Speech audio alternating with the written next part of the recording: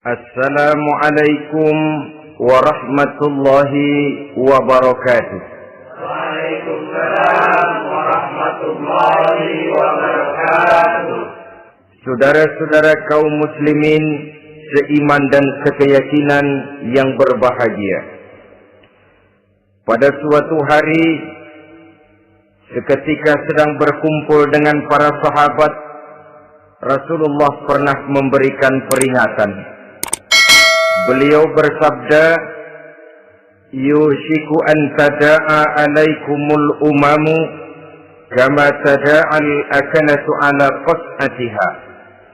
Pada suatu saat nanti akan datang di tengah-tengah kamu, wahai umat Islam, di mana orang-orang lain di sekeliling kamu akan bersatu mengerubungi kamu seperti bersatunya orang-orang mengerubungi makanan di atas meja hidangan. Akan datang satu saat nanti di mana kondisimu dikepung sedemikian rupa, yang barat mau menerkam, yang timur mau menghantam, yang selatan mau menginjak-injak, yang utara pun akan menjelajah. Kondisimu seperti makanan di atas meja hidangan.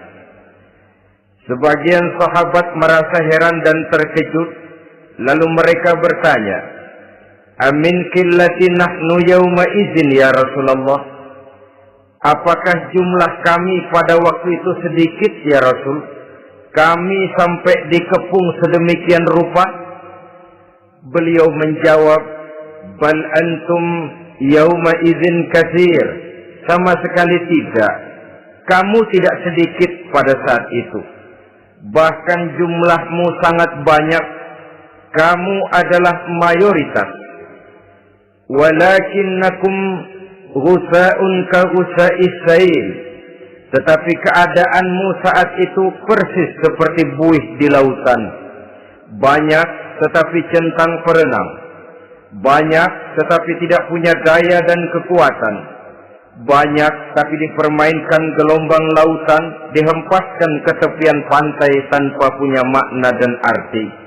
Kondisimu pada saat itu kuantitas yang tanpa kualitas, sehingga orang lain enak saja mengepung kamu.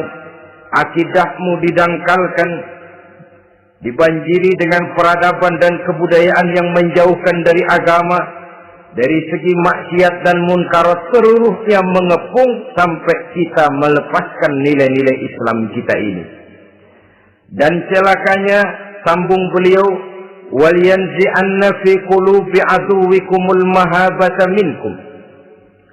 Akan dicabut kehebatanmu di mata musuh-musuhmu. Sehingga pada saat seperti itu, orang lain memandangmu umat Islam enteng saja, remeh saja, tidak ada apa-apanya. Sudahlah, pokoknya umat Islam sikat saja. Umat Islam enteng, umat Islam kecil, umat Islam tidak ada apa-apanya. Alangkah ironinya, alangkah menyedihkannya, memilukan dan sekaligus memalukan. Umat yang mayoritas ini dipermainkan oleh yang minoritas. Umat yang jumlahnya terbesar, terbanyak, bahkan konon menurut catatan sampai 90%, tapi dipermainkan oleh mereka kelompok-kelompok kecil ini. Wal yakzifanna fi qulubikumul wahn. Pada saat itu di hatimu dicampakkanlah penyakit wahan. Sahabat kemudian bertanya, "Wa mal wahnu ya Rasulullah?" Apakah penyakit wahan itu ya Rasul? Beliau menjawab, "Hubbud dunya wa karahiyatul maut." Penyakit wahan itu tidak lain hubbud dunya wa karahiyatul maut. Terlalu cinta kepada dunia dan terlalu takut kepada mati. Materialistis dan takut resiko. Dua penyakit inilah yang menyebabkan walaupun umat ini mayoritas, tapi dipermainkan oleh yang minoritas. Walaupun dia golongan terbesar, tapi nasibnya seperti makanan di atas meja makan. Dari segala macam penjuru mau menghantam dia. Saudara-saudara kaum muslimin yang berbahagia, Ini merupakan analisa sosial bahwa pada suatu saat nanti akan terjadi di tengah-tengah umat di mana kita dihantam dan diserbu dari segala macam penjuru. Akidah didangkalkan, peradaban dan kebudayaan dirusak, makanan dan minuman diracuni, pakaian ditelanjangi dan lain sebagainya, sampai kita melepaskan nilai Islam yang kita cintai ini. Kondisi sosial ini satu saat akan datang kepada kita. Demikian analisa dan peringatan dari Rasulullah Sallallahu Alaihi Wasallam. Marilah sekarang kita melihat, adalah benar bahwa di zaman sekarang kita insya Allah tidak akan mengalami perang Badar sehebat yang pernah dialami oleh Rasul dan para sahabatnya. Tetapi sesungguhnya perang yang kita hadapi di zaman sekarang ini tidak kalah hebatnya dengan perang Badar, tidak kurang dahsyatnya dengan perang Uhud, tidak kurang ngerinya dari perang Khandaq. Hanya saja yang kita hadapi sekarang ini bukan ujung pedang, bukan ujung tombak, bukan ujung panah. Yang kita hadapi sekarang ini adalah perang akidah, perang ideologi, perang mempertahankan keyakinan. Yang kalau kita kalah sekarang, kita memang masih beragama. Tetapi anak kita, cucu kita, generasi yang akan hidup 5, 10, 20, 30 tahun yang akan datang, wallahu a'lam bissawab. Islam, saudara-saudaraku, tidak mungkin hilang dari dunia. Tetapi tidak mustahil Islam gulung tikar dari desa kita. Tidak mustahil Islam gulung tikar dari kampung dan kota kita, jikalau kita tidak menjaganya, jikalau kita tidak memeliharanya, bahkan jikalau kita tidak mewariskannya kepada anak-anak kita, generasi yang akan datang. Marilah kita mengingat sejenak bagaimana Islam di Spanyol yang pernah jaya, pernah mewarnai daratan Eropa, dan yang sekarang hanya sekedar tinggal ceritanya saja. Ini pernah diperingatkan oleh Rasul dalam satu hadis, sayati ala ummati zamanun la yabqal Islam illa ismun wala minal Quran illa rasmun. Akan datang satu masa di tengah umatku di mana pada masa itu Islam ada tapi hanya tinggal sekedar namanya saja, dan Quran pun ada tapi cuma sekedar tinggal tulisannya saja. Apabila kita tidak mewariskan ini kepada generasi yang akan datang, maka serbuan-serbuan dari berbagai macam penjuru dari hari ke hari semakin kita rasakan kehebatannya. Tidak mustahil sejarah Spanyol akan terjadi di desa kita, akan terjadi di kampung kita, akan terjadi di kota kita. Orang Spanyol, kalau mereka cerita kepada anaknya, mereka akan cerita, nak, di sini dulu ada masjid. Kapan, Pak? Dulu benar dah. Banyak orang Islam kalau hari Jumat pada sembahyang, kapan itu, Pak? Dulu sekali. Sekarang cuma sekedar tinggal ceritanya saja. Bukankah sesuatu yang sangat tidak mustahil apabila kita tidak menjaga dan mewariskan Islam ini kepada generasi yang akan datang, maka serbuan-serbuan akan membawakan hasil yang diinginkan oleh para penyerbu itu tadi.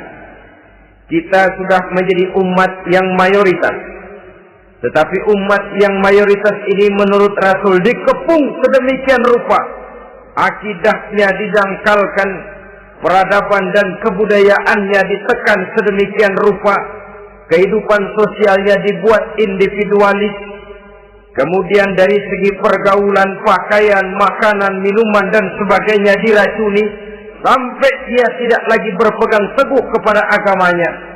Dan dikala itu hilang kehebatan umat ini di mata musuh-musuhnya. Orang lain memandang kita ringan saja, enteng saja, satu umat yang sudah kehilangan wibawa. Padahal konon kabarnya kita mayoritas, tapi enak saja dikutak-kutik orang lain. Dan dikala itu di hati kita merajalela penyakit wahan. Penyakit wahan itu apa? Pertama, hubbud dunia, terlalu cinta kepada dunia. Terlalu cinta kepada dunia yang menyebabkan kita lupa akan tanggung jawab dan kewajiban, lupa meneruskan dan mewariskan Islam kepada generasi yang akan datang. Kita berlomba hanya untuk mengejar dunia dan seluruh isinya. Baik dia bernama material, baik dia bernama seksual, baik dia bernama pangkat, jabatan dan kedudukan, berlomba-lomba kita di dalamnya. Sampai tercampaklah penyakit hubbud dunia di dalam hati ini.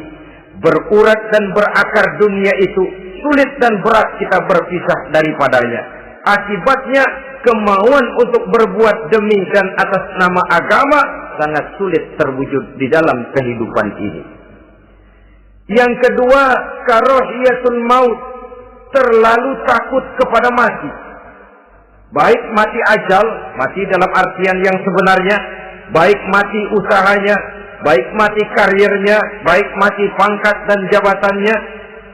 Sehingga dengan demikian akibatnya jatuhlah kita menjadi umat yang kehilangan wibawa di mata orang lain. Saudara-saudara kaum muslimin rahimakumullah. Saya katakan tadi, perang yang kita hadapi di zaman sekarang adalah perang akidah. Perang menghadapi peradaban dan kebudayaan yang menghancurkan moral daripada anak-anak kita. Perang menghadapi banjirnya maksiat dan munkarat.